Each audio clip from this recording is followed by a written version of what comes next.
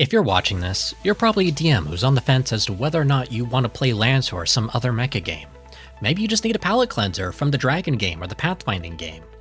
Or maybe you just really want to play around with giant robots with your friends.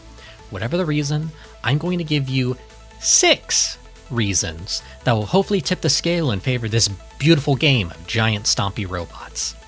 Hi, I'm Sunny Mecha, your friendly neighborhood mech pilot and game master, and I'm so normal about giant robots. With that said, let's dive right in with it.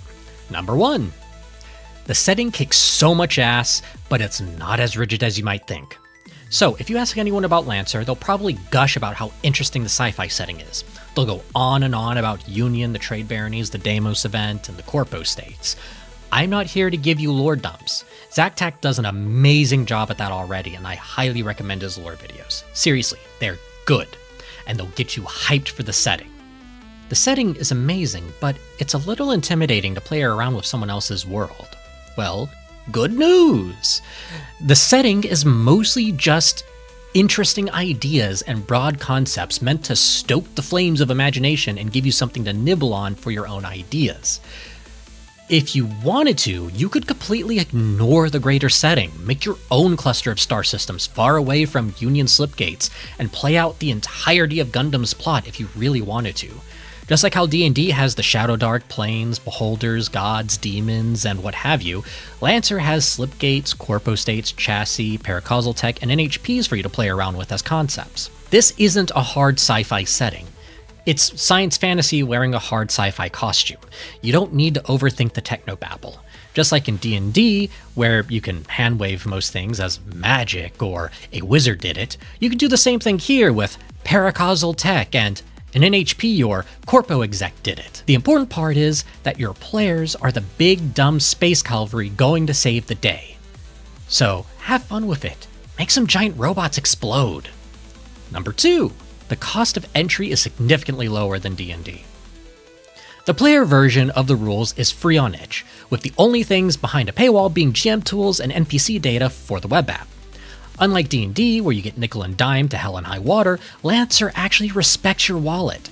Hell, even the player options in the supplements and other source books are 100% free for players to use in the web app. The only person who has to pay for the books is the GM, and that's because you're the one who has to run the dang thing in the first place, and it's only story content that's locked behind the paywall. You don't need to buy multiple copies of the same goddamn book just so everyone has a copy. It's there for free. It's great. I can't believe the bar is so fucking low when this bare minimum level of respect for the consumer is a novel selling point. Did I mention the web companion is free? Oh, speaking of which, number 3. The web companion is actually good and actually free. D&D has D&D Beyond, which... but Lancer has CompCon. Ask anyone who plays this game, and you'll get a glowing recommendation to use CompCon. It's the free web companion for Lancer that lets you build your pilots, mechs, and even build encounters to help run combat. It's free. It's powerful. You only need to pay for stuff if you're wanting to use the GM tools. And you're only paying for the GM rules, advice, and adventures. They give you the GM data when you purchase the game. Do you understand how much joy I felt when I started using CompCon and realized I didn't need to pay for every single player option in the game or sign up for some stupid as hell subscription service?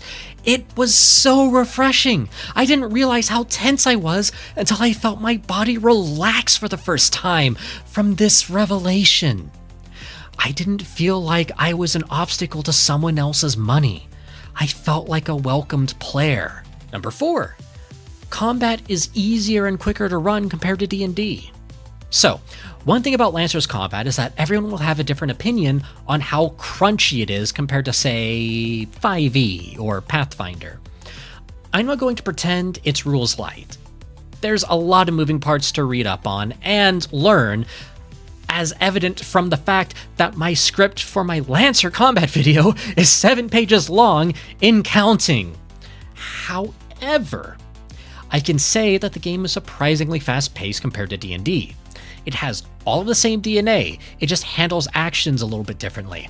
Spells are systems, protocols are abilities that can only be activated or deactivated at the beginning of your turn, and you get a choice between one full action or two quick actions. Distance is far more abstract in Lancer than in D&D, with everything measured in spaces rather than feet or meters, so it's much easier to fudge distance when you're playing in Theater of the Mind. My general rule of thumb is 1 space is melee, 10 spaces is medium range, 20 spaces is sniper rifle range at, a few kilometers away, and at 25 plus, you're practically able to shoot a ship from orbit. Like, just shoot that shit down. Like, you are the anti-air at that point. One thing I think you'll love as a DM is the freeform initiative. It's literally just player GM, back and forth, and the players get to decide who goes next in their group. It's so easy. No dice rolls needed. I took it a step further in my games and had all the players go at the same time, and then I moved however many enemies that seemed dramatic at the time. Trust me, this one little change had my players strategizing and comboing their abilities. One of my players is building his way to a Lancaster, so this method of initiative seemed perfect since it's possible for a mech to mount the Lancaster like a goddamn horse. Hell yeah!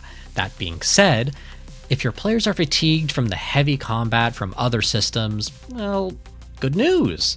Someone made a free set of alternative combat rules on itch that make it into a more narrative experience called Oil on Wheels. It's only 4 pages long and is more geared towards people who are used to more powered by the apocalypse kind of games. Shout out to Oscar the Ugly Monster on BlueSky for bringing this cool option to my attention. I fucking love the third-party community for Lancer. Number 5. The player options are surprisingly deep and modular. Players love options. They love builds. They love crafting a playstyle and seeing how they can break the game in their favor. Hell, scroll through any D&D feed on YouTube and you'll see at least 6 people making shorts on how to break the rules as written or min-max a build. This game will have your players building their mechs on CompCon and vibrating with excitement on what to try next. The best part is that the game encourages experimentation. Between missions, your players can respec, reallocate, and refit their pilots and mech to best suit their ever-evolving playstyle. Hell, the first mech you get, the Everest at license level 0, is so customizable from the get-go that no 2 Everests are ever the same. It's wild. As long as a frame can physically handle it, you can put whatever weapons or systems from one mech on another.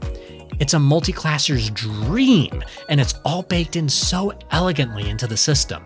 CompCon gamifies what would normally be a headache at the table into something more memorable. Trust me, as a GM, nothing makes me happier than waking to 9+ messages on Discord from a player gushing about their sick new build and character potential. It's good.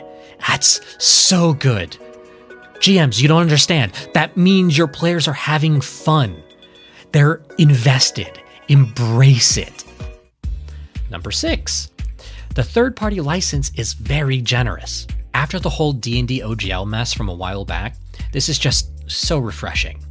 Basically, to summarize, you can use the Lancer setting, systems, concepts, characters, events, factions, and equipment in your work as long as at least there's some third-party content in the front or back. And as long as you're not using it to publish hateful content towards protected groups.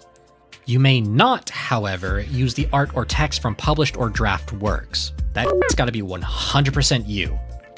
What this means is that you can make whatever the hell you want and be able to sell it so long as you give credit where credit is due. In fact, there are a few fan games, supplements, and other media in the Lancer universe on itch right now. If you end up making a homebrew mech or an awesome campaign setting, you can totally release it to the world and not have to worry about Pinkertons kicking down your goddamn door. I love this fucking game. With that, I hope this helped tip the scales in favor of running Lancer. If you're having trouble finding players, they also have an official Discord where you can find like-minded players and gush about the setting. Though it is a massive Discord and is a bit on the intimidating side for some people, myself included. I have considered potentially making a much smaller Discord for all things Lancer and Mecha. If you guys think that's a good idea, let me know in the comments below. If you made it this far, then you're obviously one cool as hell Lancer, so maybe subscribe, write a comment, give a like, anything to push this video past the cruel and fickle YouTube and HP. Also, just knowing that there are people out there who like watching my stuff keeps me motivated to keep pushing forward and making this content. Who knows?